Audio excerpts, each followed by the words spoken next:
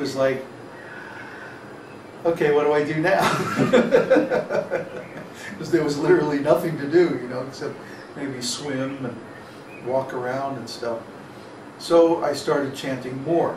I started chanting about 40 to 48 rounds a day as soon as I was settled, as camp was set up. It took another 2 or 3 weeks to work all the way up to 64 rounds a day, every day, day in and day out. And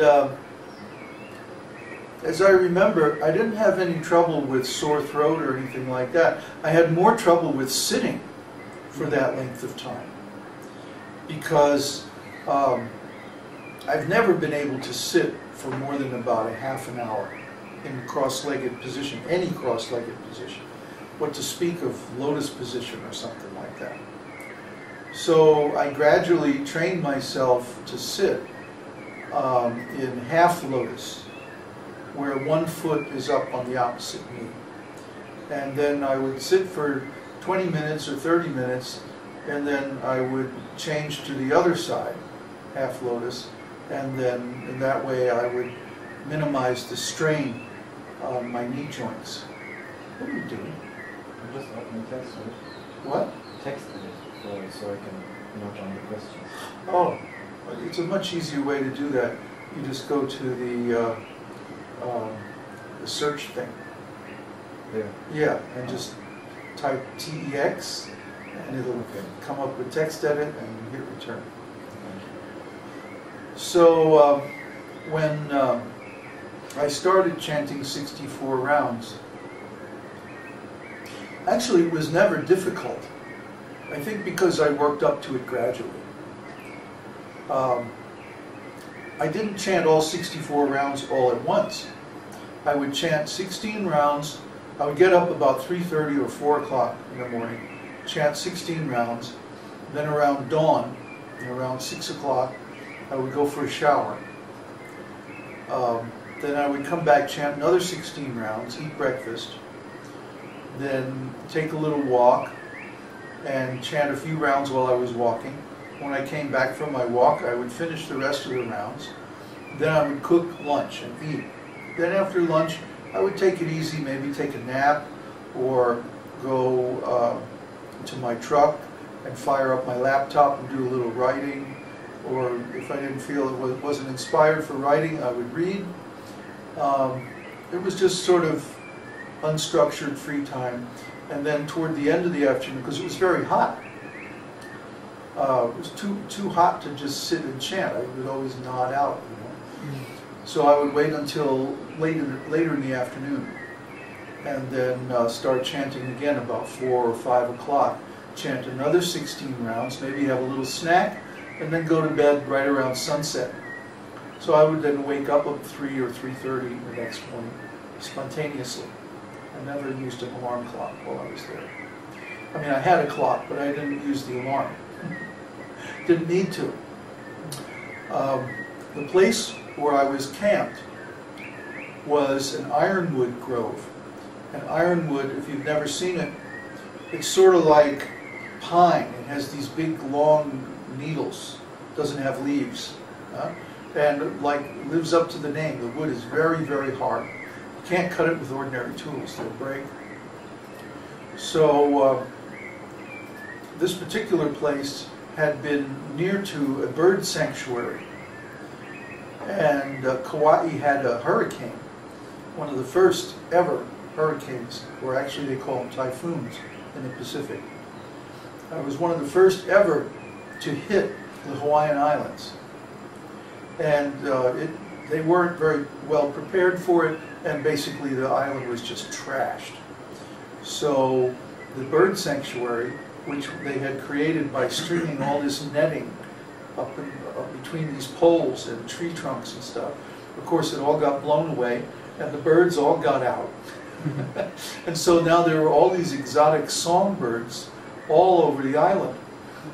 And so the place where I was staying, there were all these songbirds, because just up the hill from me there was a huge grove of old ironwood trees that had fallen, you know, gotten old and fallen or been blown over in a hurricane and everything.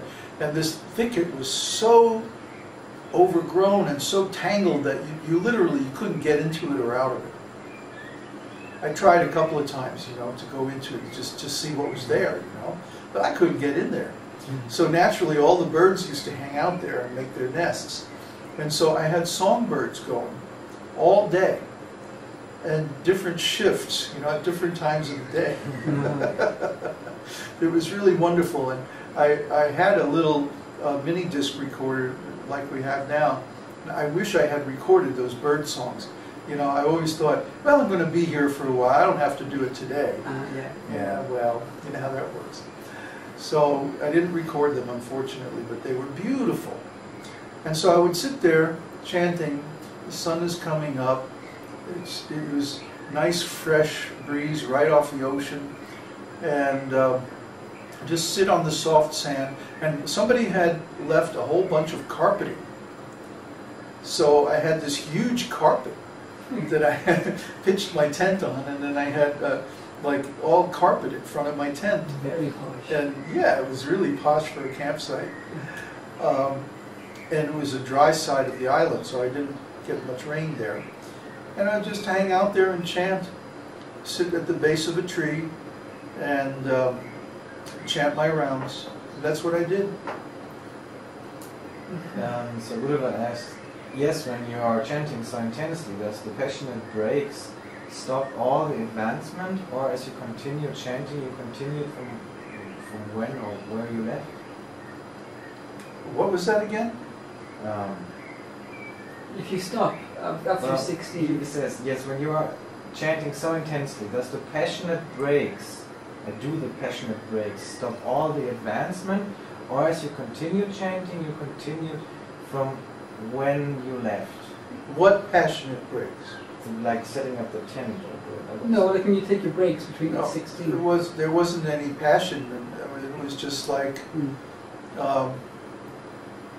you know, take a break, get up, walk around, have a drink of water, come back, sit down again, chant. He says like installing the tent or whatever. Once the tent is set up, that's it. It just sits there. Especially in that location, there was very little work to do around the campsite because it was a sandy place. There was very little rain. So of course I had a tarp set up as a sunshade and a rain tarp in front of the tent, but I didn't really need it most of the time. So okay, then he asks, what is the most important thing to concentrate on in the beginning while chanting intensely? The holy name.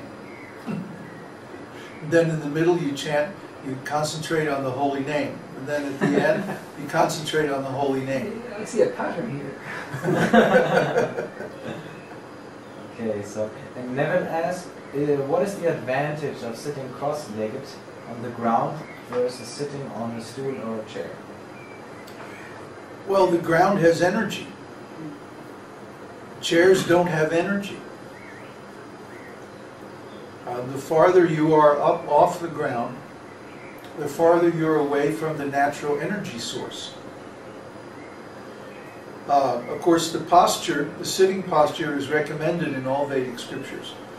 Even there's a sutra in Vedanta about it, that while you're doing any kind of meditation, you should be sitting properly. Yeah? You know, like Prabhupada says in the Japa Take, sit properly. Sit properly. Huh? Sit properly. So that means, oh, by the way, everybody should visit the website sitproperly.com. Just check it out one of these days. What was that? Avocado. Ah, the avocado tree's going off, huh? Yeah. So I think they were making a bunch of guacamole today. Yeah, well, I think they might be selling it because they were getting the catamaco. Oh, A really? big bunch of it. Ah. Well, it's avocado season. You all come down and have some guacamole with us. And fresh made cheese. So good. So then, what was the question again? Oh yeah. You should be sitting up straight because it's very good for the concentration and also for the energy flow. So by sitting in as close to lotus posture as you can get, comfortably. Now that's another thing. You don't want to sit for too long because it's uncomfortable. And you don't want to sit in a posture that's too much of a strain for you. So, I mean, if you have to, get up and pace up and down for a while and let your legs stretch out and then go back to sitting again. You'll find if you're doing a lot of chanting that very soon the mantra starts going through your mind on its own.